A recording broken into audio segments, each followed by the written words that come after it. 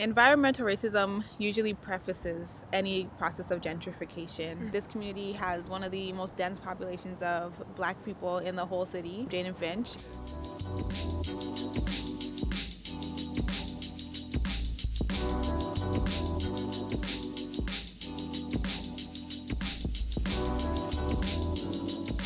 Shannon Holness is the Neighbourhood Environmental Improvement Organizer for Toronto Community Benefits Network and holds a master's degree from York University in Environmental Studies. Shannon is also a longtime resident of Firgrove, a neighborhood in the Jane and Finch area where she and her fellow residents have been displaced by gentrification, impacting the community.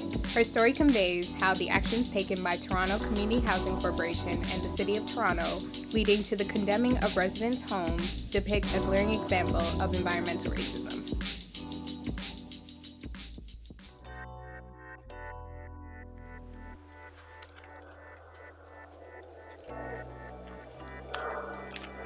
So this is where I actually grew up. This is like where I lived for 24 years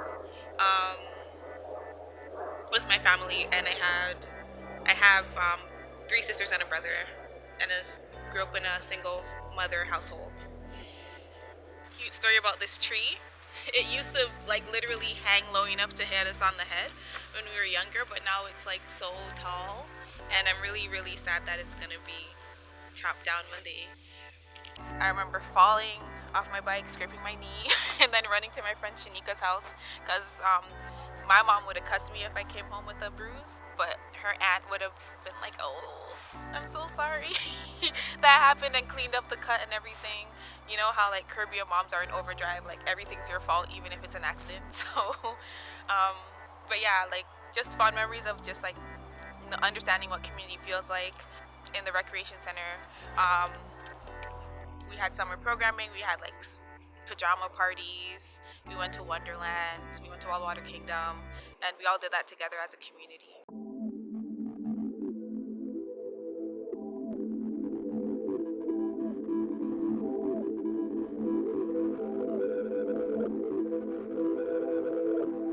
The mural is a representation of the fact that a lot of people in the neighborhood have been impacted by gun violence.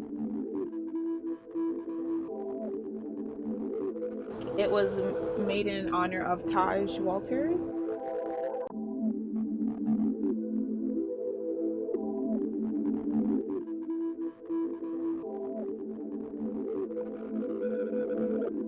So right now, Firgrove is a community revitalization site for Toronto Community Housing, and that was announced maybe close to a year after the housing here was condemned. There were 132 families that were relocated based on the assessment of engineers and all that.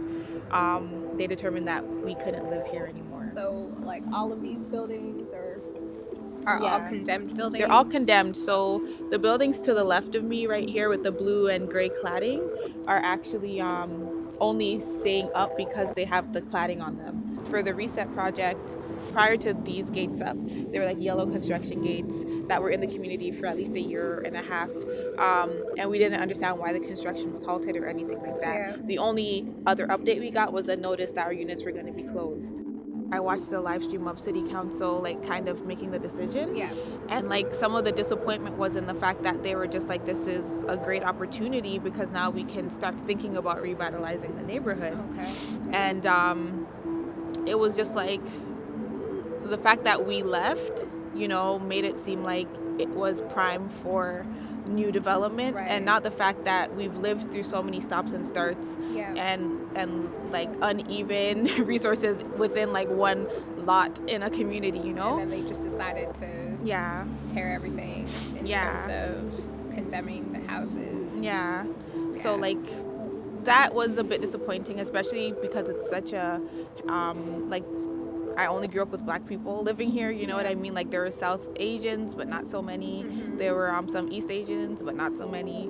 There were mostly Caribbean, West African, East African people who live here. Mm-hmm. And for the most part, we are all first, second generation Canadians. And the fact that the minute we moved out, was when there were opportunities or prospects for redevelopment that were like, people were excited about at City Hall. It was very jarring and like disappointing to me because it's just so racist.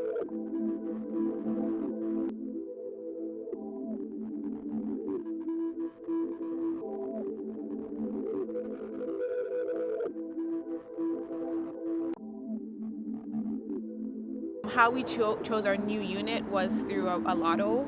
So basically, someone would pick your name from, like, pick a number from a drum, a bingo drum, and then pick a number, and then they would also pick your name, and that's kind of how you got assigned your number. Wow. So that's how. So there were It's no like again choosing your fate. exactly. Yeah. So there's no consideration for like what you need, how all that type of stuff. Right.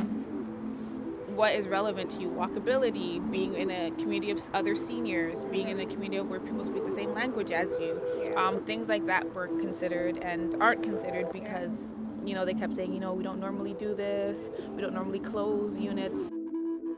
I would say environmental racism prefaces gentrification because environmental racism is a lot to do with racialized people bearing the weight of environmental bads and social ills, disproportionate to other communities. It's the whole reason why our housing was condemned in the first place. There's a lack of investment in sustaining the physical infrastructure, the homes that people live in, the social infrastructure of our community. My role as neighborhood and environmental improvements organizer for the Community Benefits Network, we look at the ways in which the community can be brought to the table with the developer, and that the developer isn't just like an entity, it's actually a part of the neighborhood and the infrastructure of the neighborhood, and what types of roles in which they can take leadership on bringing the community together through new investment projects.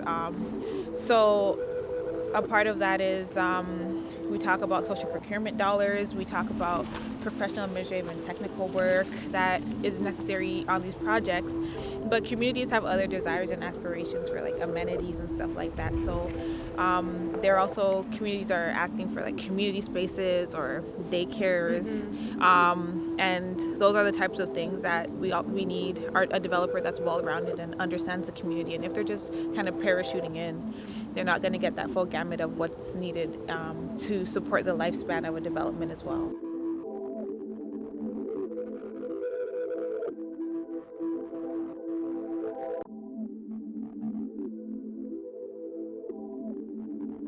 What inspires you to continue the work that you're doing?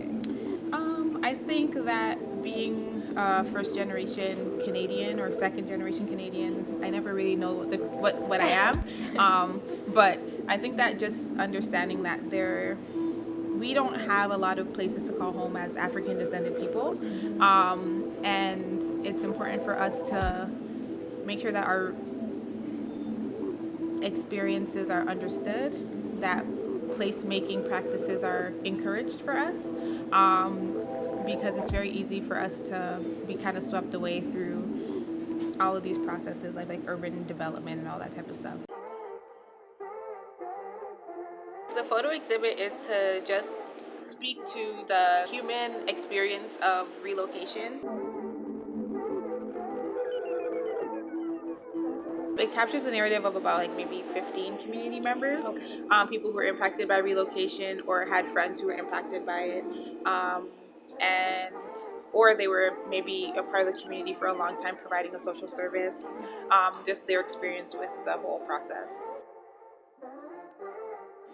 We don't have a lot of places to call home as African descended people. We're always like the first to have to be pushed out of our communities. We live somewhere and we should be able to have a moment to honor that.